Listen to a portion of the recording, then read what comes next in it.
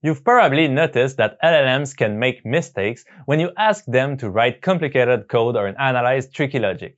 Yet, they are rapidly improving, especially the reasoning models, that produce detailed thinking steps internally.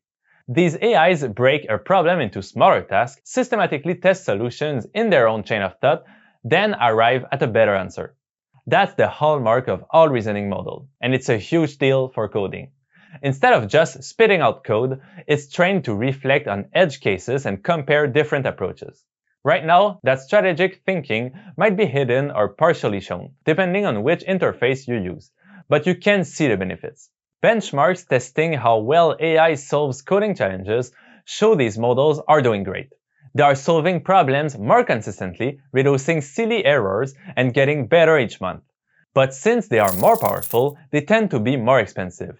So if you rely on free versions, you might never have tried reasoning models like OpenAI O1's, the new Mini O3, or other advanced options. Yet, the leap from GPT-4o Mini to GPT-4, which is not even a reasoning model, is huge, saving enough time and effort to justify the subscription. And similarly, a leap from GPT-4o to O1 or even O3 Mini can be huge as well, if used properly. If you haven't tried these higher-level models enough, you might not realize how productive they can make you. The challenge of writing a small Python script of 100 or 200 lines like those they can do is nothing like the challenge of building a massive platform or full-blown application with tens of thousands of lines of code.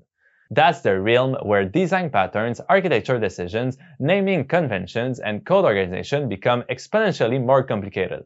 Even the best LLMs today sometimes get lost in larger structures and produce messy code that might work but is painful to maintain. It's a reminder that as powerful as these models are for similar tasks, they are still not at a point where you can just hand over entire large-scale software projects. We can't predict the future with absolute certainty. Maybe in a year or two, we'll see LLMs that can handle these entire codebase with minimal human oversight. But right now, they excel mostly in the small to medium range, supporting your projects rather than fully replacing you as the programmer. Nobody knows exactly how far or how quickly these models will progress, but it's pretty clear they make for fantastic pair programmers today, freeing you up to handle the design and advanced logic while the AI churns out the basic scaffolding and repetitive code. Another important point is that we are just starting to see different teams experiment with how to integrate these LLMs directly into your coding environment. We know that you can copy some code, paste it in your AI's chat box, and say, "Can you improve this?" or "Explain this part to me," or implement a different function that does the same job. Then, we simply copy-paste the improved code back into your file. That's already pretty cool, but it can be tedious to jungle prompts, code snippets, and multiple browser tabs. People working on specialized IDEs, specialized editors, or specialized collaboration tools are trying to fix that. Instead of being the glue that copies and pastes, they want to embed the LLM directly into your environment so the code is already visible to the AI and the AI can produce changes instantly.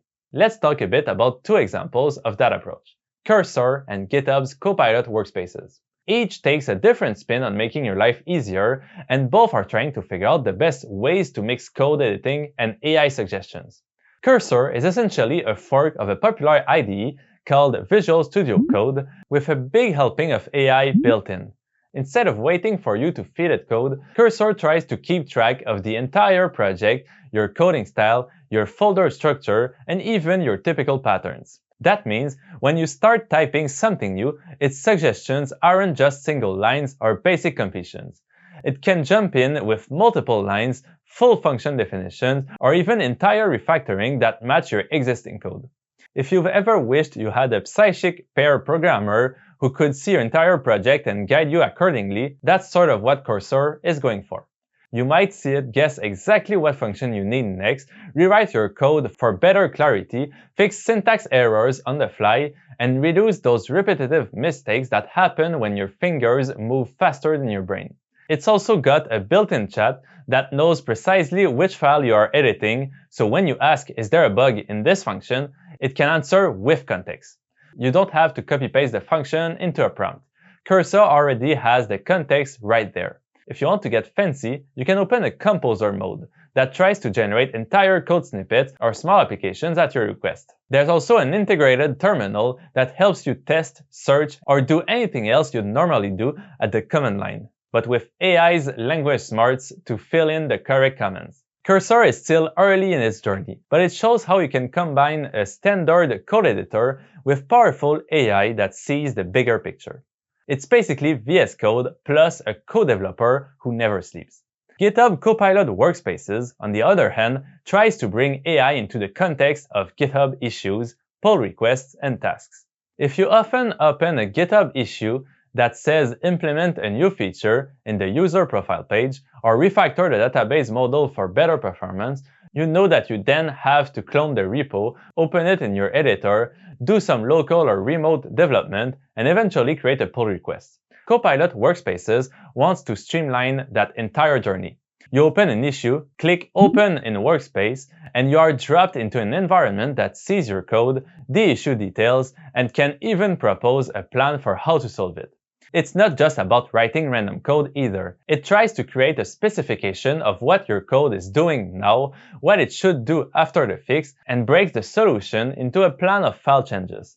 You can then approve or edit that plan, then watch as it starts implementing each file, showing you diffs for every modification it makes. If you catch something you don't like, you can tell it to adjust or re-implement the code. You can even run basic tests or commands in the Workspaces terminal to verify you didn't break anything else. Once you are satisfied, you can publish the changes to a pull request or a new branch, all without leaving the workspace. If you want feedback from a teammate, you can generate a shareable link so your coworker can see exactly what the AI has done for you. This approach aims to reduce the friction between an issue on GitHub and the actual code changes. Of course, it's still an evolving tool. Sometimes it might pick the wrong file or misunderstand your project's architecture, so you have to step in and guide it. But it's a hint of how coding might look in the future. You talk to your AI about your project needs, it proposes a plan, you refine or approve it, it writes code for you, and you do the final verification. See how the human in the loop is still quite important? Both Cursor and GitHub Copilot Workspaces show that we are still in the early days of figuring out the best ways to merge AI with our everyday coding tasks. These tools remain a bit rough around the edges, and there's no guarantee that one approach will dominate. They remain tools, not replacements. Maybe in a few months, we'll see a new tool that merges the best of both, or maybe the next version of your favorite editor will have AI features built in. The interesting thing is that they are all capitalizing on that reasoning LLM trend we talked about. They are trying to get the model to think systematically about your project, your tasks, and your style, so it can produce truly useful code suggestions and not just boilerplates. This is a rapidly moving field, and in a year's time, it might look very different. That's also part of the fun. You need to stay adaptable, keep an eye on new features, and experiment to find which workflows really help you. From everything we've seen, it's safe to say that LLMs are already raising the productivity of developers, and that's especially helpful if you are just beginning your coding journey. Instead of feeling totally overwhelmed by the logic, syntax, and environment setup, you can lean on these models to get the small things done quickly. And while they handle the small tasks, you can focus on the bigger picture. How do you design your application so it's easy to maintain? How do you structure your classes and functions to scale? And how do you test edge cases that the AI might not see immediately? You still need expert knowledge about your application. The synergy between you and the model can be huge. Not only do you learn faster because you see real code examples right away, but you can also take on bigger projects than you'd tackle on your own. That being said, it's wise not to rely on the AI blindly. You've seen how LLMs can produce issues like weird variable names or conflicting library imports. They might forget a detail from your code, or they might provide a function that solves the problem but isn't aligned with your style. This is exactly why we still need programmers in the loop making final decisions and shaping the overall architecture of the codebase. In the near term, it's highly unlikely that an AI can single-handedly manage a large complex system of hundreds of thousands of lines without human oversight. They are good, but they are not that good yet. And it's always safer to have a real person ensuring everything holds up together. So to wrap up, we don't know where the field is going to take us, developers, but we know things will change. To remain relevant, just experiment with the hot tools like Cursor or GitHub Copilot Workspaces, especially if you want to be more efficient. But most importantly, try to keep enjoying coding as much as possible. Thanks for watching.